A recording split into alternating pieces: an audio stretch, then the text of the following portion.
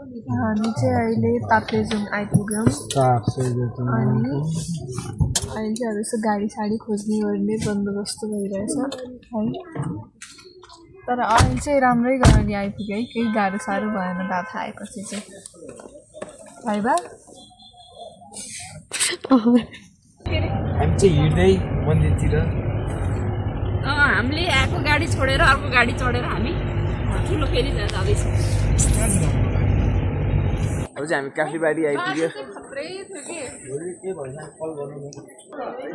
एउटा हिँड्ने लाग्ने भने कति गरेको चाहिँ हामीले उयो त्यो अगाडिको पसलमा ग्लोभ्सहरू किन्यौँ ट्याक्क लगाएर मजा आएगा। बाटो अलि डेन्जर छ, अब चाहिँ अलि यो अँध्यारो छ, भ्लगिङ गर्दा नि अलि राम्रोसँग नआउला, अलि रमाइलो मोमेन्ट चाहिँ म कन्टिन्यू गर्छु। ल है, हाम्रो भर्खर सुरु भयो, 5 मिनट भयो अनि मजा आइरहेको छ हिँड्नलाई है आमा।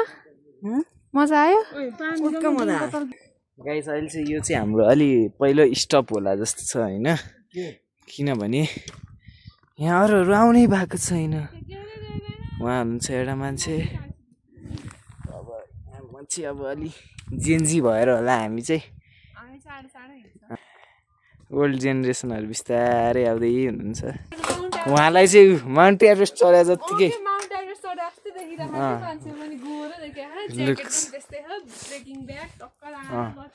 ह्यान्डसम होला मात्र होइन, यो पहिलो स्टप हाम्रो भइसकेको छ, स्टप नम्बर 1।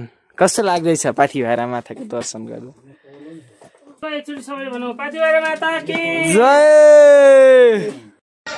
हाम्रो दोस्रो स्टप भाइले गीतहरू बज्दैछ, बिस्तारै हामी नि माथि पुग्दैछौँ। पाथिभैराको ट्रेकिङ गर्दै मजा आइरहेछ, चिसो मौसम छ, शीत झर्दा माथिबाट। कस्तो हुँदैछ बेस्ट हो।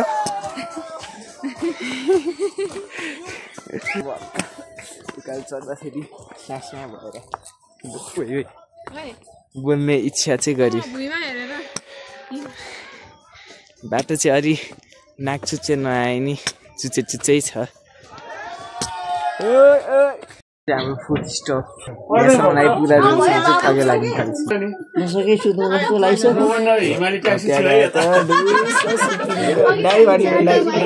अहिले चाहिँ हामी ठ्याक्क माथि फेरिमा पुगिसक्यौँ। हाम्रो होटेल चाहिँ 8 नम्बर छ, हामी अहिले 4 नम्बरमा पुगेछौँ। 4 नम्बरमा पुग्यौँ, हामी छिटै नै पुगेछौँ सोचेर। 5 नम्बरमा नि पुग्यौँ है गाइस।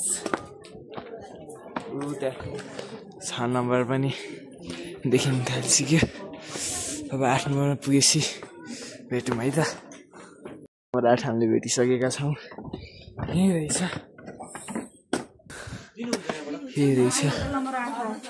हामी चाहिँ होइन गाडीमा एकचोटि फोन गरेको थियौँ यहाँको अङ्कललाई, ल हुन्छ भनेको थियौँ। एकछिनपछि यहाँको अङ्कलले फोन गर्नुभएछ, उठेन छ, ल रुम बुक गरेर गयो। हामी आयौँ तर रुमै छैन कि के गर्ने भनेर। कस्तो लागिरहेछ अहिलेसम्म मजा आउँदै थियो, यहाँ रुम नपाएर फ्रेस हुन पाइएन। फेरि खुसीको खबर आयो, हामीले एउटा कोठा पायौँ। ठक्कै लागिरहेछ। एकैचोटि त नछिरो हो सबैजना। जाँदा म सुत्ने हो।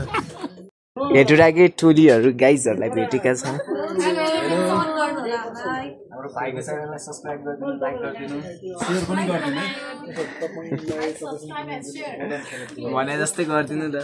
बात आइसकेको छ, अब चाहिँ ग्वाम दिने होइन त। अब चाहिँ बिहान भइसक्यो, अब हामी यहाँबाट यसो हिँड्ने उभो लाग्दैछौँ। तर उहाँहरू भने हिँड्नुहुन्न। म 5 मिनट अगाडि उठेको मान्छे रेडी यसो खानेकुराहरू व्यवस्थापन गर्दै बसिन्छ। म बाहिरको हालखबर तपाईँलाई देखाइदिन्छु। बाहिर यस्तो खतरा चिसो छ, हिउँ मात्र नपर्यो। अब यहाँबाट चाहिँ हामी हिँड्छौँ गाइज। फाइनली अहिले चाहिँ लगभग कति बज्यो भन्दाखेरि 3 बज्यो, ठ्याक्कै लगाएर 3 बज्यो। अनि चाहिँ हामी यहाँ निक्लिसक्यौँ मन्दिरको लागि। बिस्तारै चढ्छौँ रमाइलो गर्दै रोकिँदै जाडो चाहिँ गाइज डेन्जरै छ खतरैवाला गाइज यो चाहिँ हाम्रो सेकेन्ड दिनको पहिलो रेस्ट अहिले चाहिँ अरूभन्दा सबैभन्दा अगाडि छु अरूहरू उता तलतिर भइसक्छ म चाहिँ मन्दिर पुग्न आइसकेँ उति जस्तो लाग्छ मलाई अरूहरू म चाहिँ मन्दिर पुग्न आइसकेँ जान्छु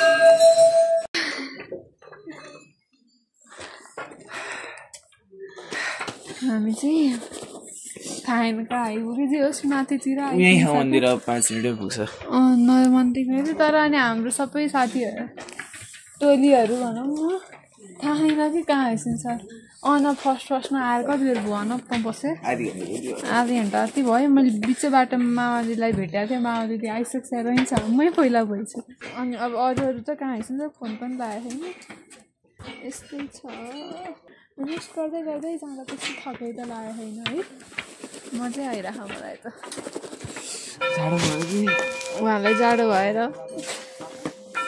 खुट्टा त पुरै गइसक्यो फिलै भइरहेको खुट्टा खायो भने अहिले चाहिँ होइन 5:45 गयो लाइटर त छैन अनबको चाहिँ खुट्टा चिसो भएर औडा भयो अरे भनेर अर्को मोजा लाउनु लायो अनि यस्तो राम्रो देखिरह यहाँबाट हिमाल होइन त्यता पनि हिमाल यता पनि हिमाल यता मन्दिर सबै थकै नै मेट्यो क्यामेरामा आइरहेन कि यस्तो राम्रो देखिरह सेतो अनबको खुट्टा चिसो भएर औडा भएर यस्तो गरेर बसेको छ यो मेरो ज्याकेटभित्र उसको खुट्टा आएन कि तातो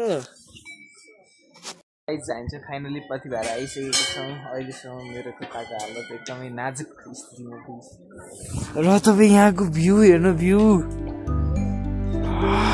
क्यामेरामा त्यस्तो देखिँदैन होला कि तर रियल लाइफमा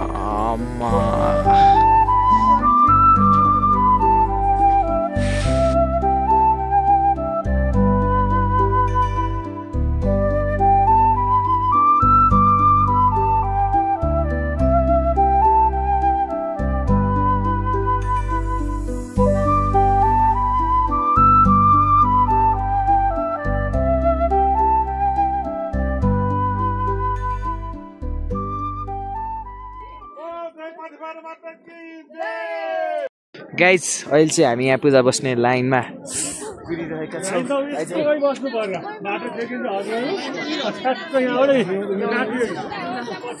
लाइन चाहिँ अलि धेरै नै लामै छ होइन एउटै लामो छ लामो छ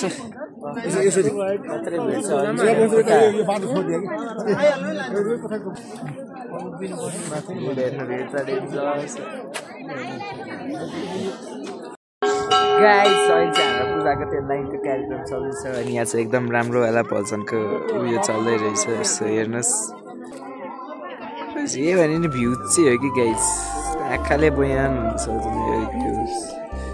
भ्यू अझ यहाँ झन्डाहरू छिटिरहेको छ झन्ट्यो दुइटा हिमाल यस्तो दामी देख्यो यहाँनिर दामी डेन्जर देख्यो गाइस अहिले चाहिँ हाम्रो केटी लगाएको बेला भइरहेछ कस्तो लाग्दैछ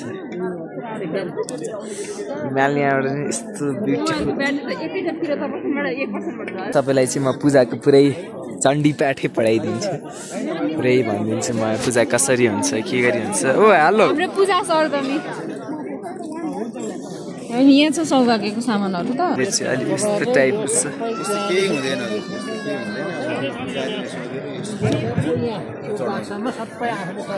भिड पनि गाइस डरै छ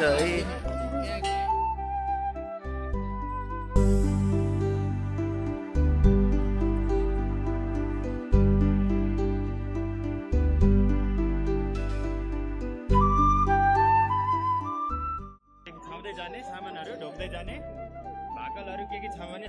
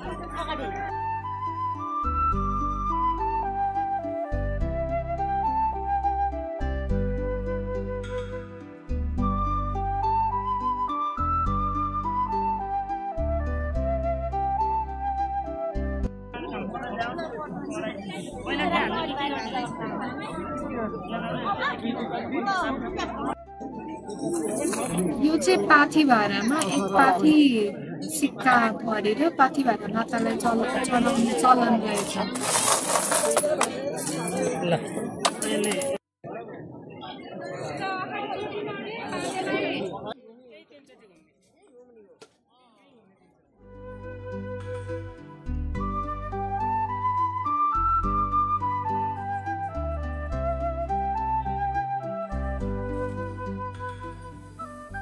अहिले चाहिँ हामी टक्क लाएर पूजा गरेर दर्शन गरेर टक्क सब यस्तो भ्यू ट्याक लाएर हेरेर यहाँ खाजा खानु बसेका छौँ।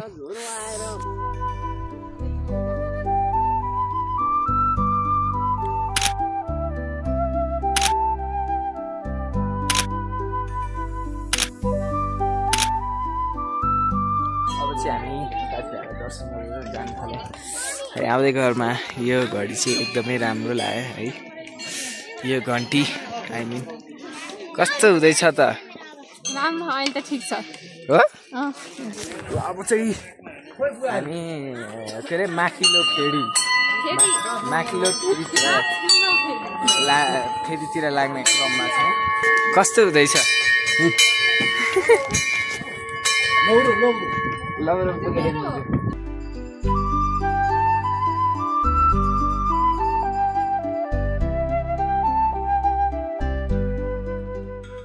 बिहान जाने बेला भन्दा अहिले अलिक सजिलो हुन्छ। धेरै सजिलो बिहान भन्दा त।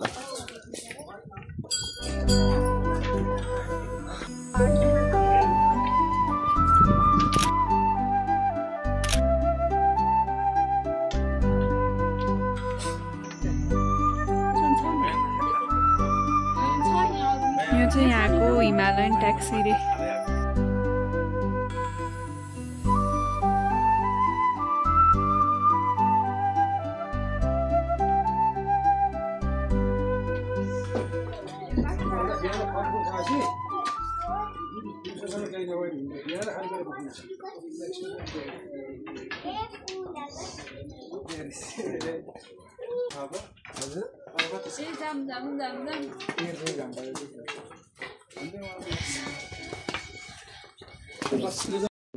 कुरालो उत्रिरहेछौँ, एकदम मजा आइरहेछ।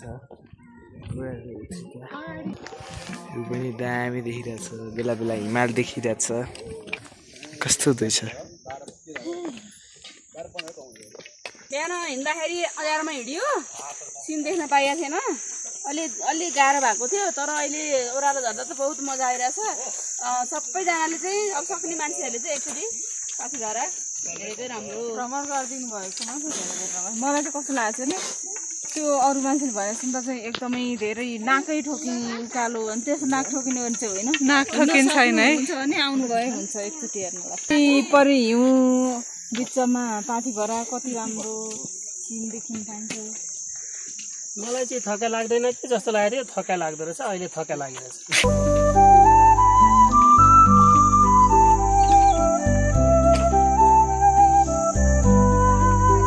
मौसममा यो को आयो यस्तो? यो यो को हो? यो बहिनी तिम्रो पारा ठिक छैन जस्तो छ नि। यो ज्याकेट बोक्ने स्टाइल अलिक क्याजुअल होइन? जिएनजी स्टाइल। दर्शक पनि हेर्नुहोस्, जहाँ 2 दिन पाथी भएर चढ्दाखेरि मान्छेले नयाँ स्टाइल निकालिसक्यो।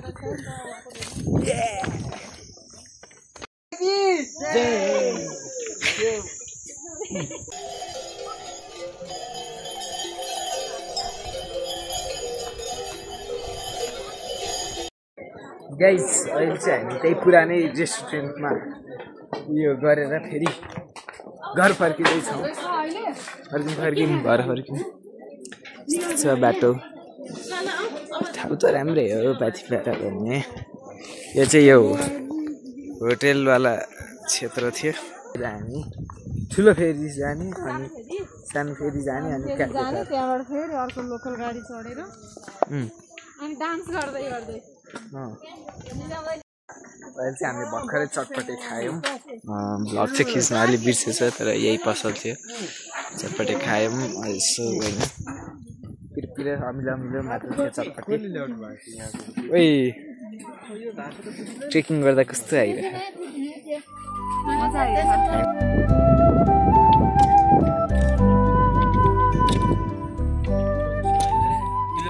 गाइस यो चाहिँ हामीले ओह्रालो उत्रिने बेलाको दोस्रो ब्रेक कस्तो लाग्दैछ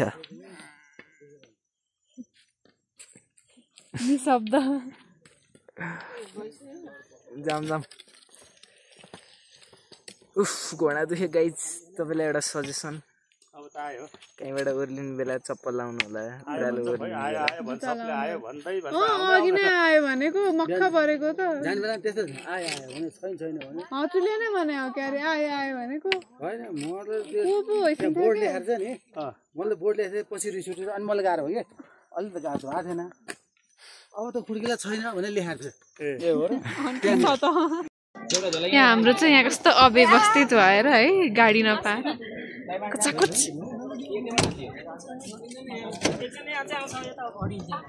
गाइस यो चाहिँ तेस्रो दिनको पहिलो छाक ट्याक्राएर खाना चाहिँ खाएर भ्याइसकेका छौँ ठिक छ कस्तो लाग्यो